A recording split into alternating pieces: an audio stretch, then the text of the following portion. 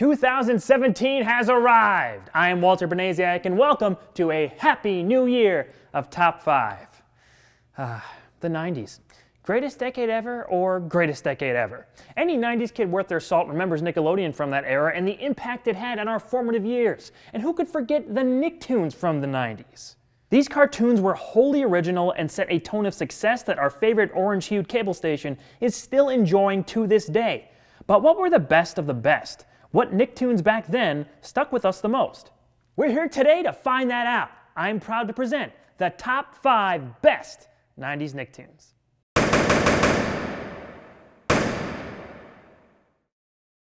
Want sneak peeks at who or what I'm covering next? Want to ask me more about vintage Nickelodeon or anything about the 90s? Well, you can. Follow me on Twitter at awesome_Walter and we can talk about the 90s until you're orange in the face. I also put polls up on there for you guys to vote on, so if you want your voice heard, make sure you check it out this whole week for a 90s party. It's going to be the bomb. Who loves 90s Nicktoons? You love 90s Nicktoons. Let's get started with number 5. It's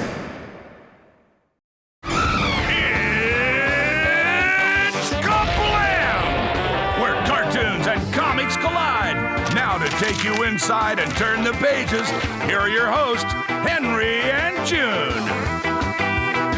In a lot of ways, KaBlam was a microcosm of everything we loved about 90s Nick. It was off the wall, unpredictable, and featured different animation styles that resulted in something very unique, and we haven't seen the likes of it since. KaBlam was an animated sketch comedy show that was hosted by our page-turners Henry and June. They would introduce each segment and often have adventures of their own.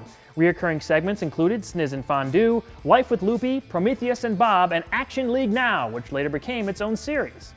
Hearing that opening theme never failed to get me excited, and you were always in for an energetic experience when watching this show. What really made it stick out from the pack was its variety. From short to short, we were treated to different types of comedy, and chances were, if you didn't like one segment, you'd like the next. The practical creation of this show is also pretty impressive when compared to today's computer-generated standards. In addition to its very funny stop-motion work, KaBlam invented Chuckamation, which combined stop-motion with live-action shots where the characters were thrown or dropped into frame and also sometimes wiggled around when talking.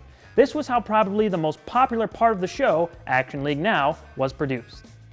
The Flesh, he's super strong and super naked. Thunder Girl, she flies like thunder. Stinky Diver, a former Navy commando with an attitude as bad as his odor.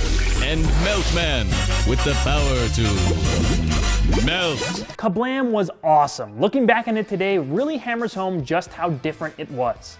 Missed this show? Well, fear not. The creator of Henry and June, Mark Merrick, has every single episode of KaBlam available for free on his website. So go check out some episodes. Number 4.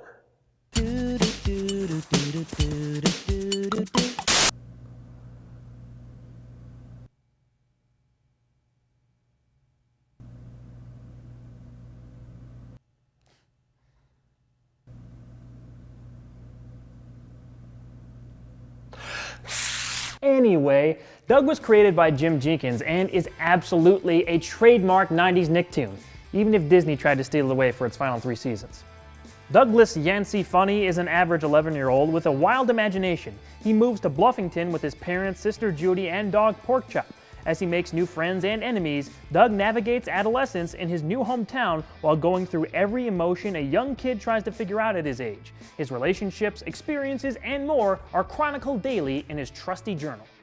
I think a lot of us identified with Doug through the airing of this series on both Nickelodeon and Disney. He represented the imagined exaggerations of our hopes and dreams, as well as our fears. He's an endearing, empathetic character that we want to see do well. He's easy to root for, and that dynamic with the audience sustained the show for its 4 seasons on Nick and beyond. We can't talk about Doug without mentioning its side characters and very detailed setting of Bluffington. Each character became a pretty well-rounded person. Like Doug, they were also filled with hopes, dreams, and fear, but represented them in different ways. Even Roger. I'm Doug Funny. The happenings in Bluffington always led to interesting situations for the characters involved. For example, the constant presence of Mayor White was a fun way for everyone to stay connected with what was happening in town and created some fun stories. Doug's interactions with Skeeter, Judy, Mr. and Mrs. Dink, and of course his everlasting crush, Patty Mayonnaise, were often the heart of the show, and they were easy to instantly take a liking to. With 52 episodes airing in its Nickelodeon run, Doug resonated with a lot of kids in the 90s, and I'm definitely one of them. Number 3. SpongeBob SquarePants, SpongeBob SquarePants, SpongeBob SquarePants, SpongeBob SquarePants!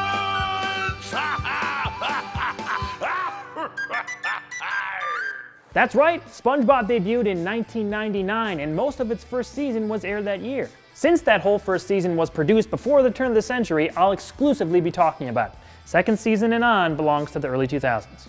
Everyone still seems to know who SpongeBob is, as his show is still on the air, but just in case, SpongeBob SquarePants lives in a pineapple in the town of Bikini Bottom. He enthusiastically works as a fry cook for the cheap Mr. Krabs at the Krusty Krab with his irritable neighbor Squidward. SpongeBob's inner circle includes Patrick, the starfish, Sandy, the squirrel, and his pet snail, Gary. Together, they engage in more nautical nonsense than you can shake a wet sponge at. It says a lot that just the first season from this show is so high up on the list. Many of those episodes from the first few seasons are Looney Tune level classic. I remember hearing about this show and seeing a little preview of it before it officially came out, and I was both unimpressed and confused. However, once the show debuted, the clever writing, jokes, and characters quickly changed my mind. While classics like Rip Pants,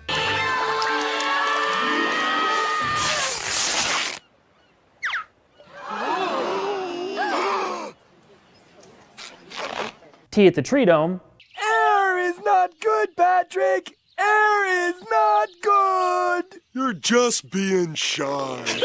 and Pizza Delivery, Rusty Cray,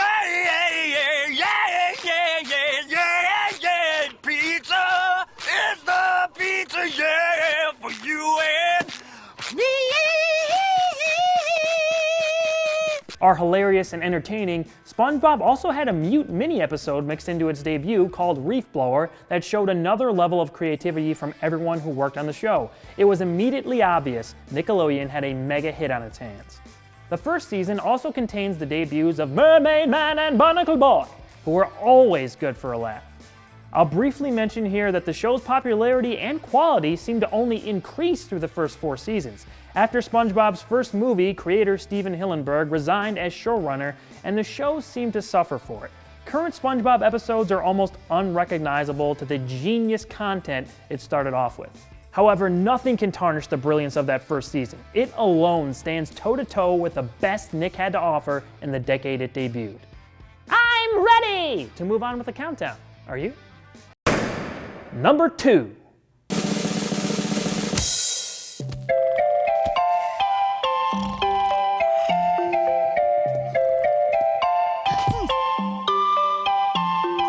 Before SpongeBob debuted, I think it's safe to say that Rugrats was the crown jewel of Nickelodeon's animated projects.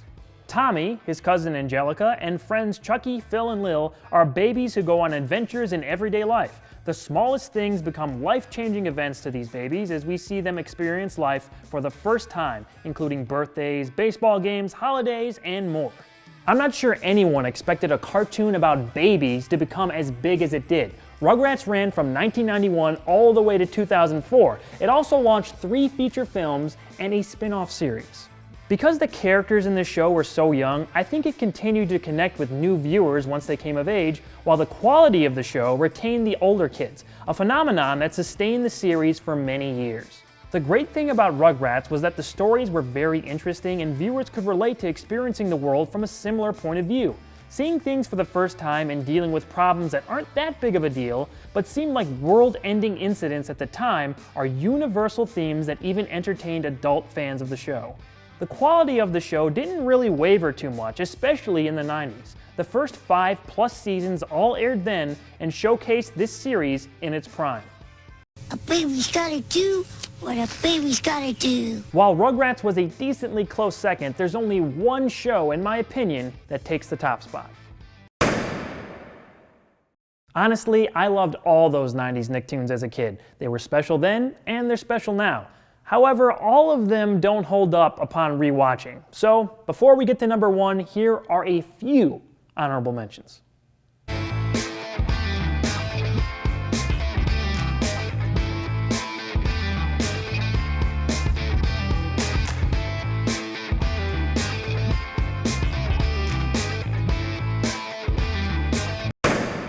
And the number 1 best 90s Nicktoon is...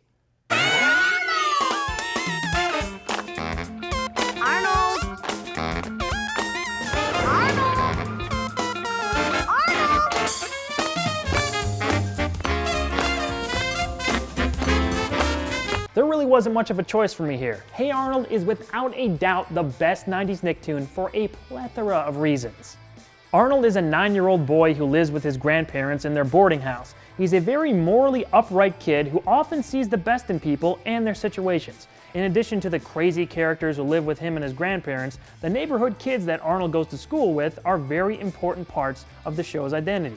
These friends include his closest confidant Gerald, the school klutz Eugene, big bully Harold, and tough girl Helga, who claims to hate Arnold in public but actually has been in love with him for years. With the urban environment they live in playing as big of a part in many of the stories as the characters themselves, Hey Arnold is a rich and surprisingly deep kid show that's uniquely funny, authentic, and as effortlessly cool as its main character. Running for 5 seasons and putting out a feature film in the process, Hey Arnold is the rare 90s Nicktoon that has gotten better with age. Is it any wonder that Nickelodeon is bringing the show back to end the series with a TV movie in November of this year? Now, only the first 4 seasons aired in the 90s, so I'll just mention that the ending of the show and its final season added so much depth to everything we already saw, and it's impossible to not take that into account. Go rewatch the episode The Journal, and if you were a fan of the show at any point, you'll appreciate the attention to character development that final episode did for Arnold. Besides the great characters and accurate portrayal of growing up with your neighborhood friends, Hey Arnold is famous for another distinctive aspect of the show: its music.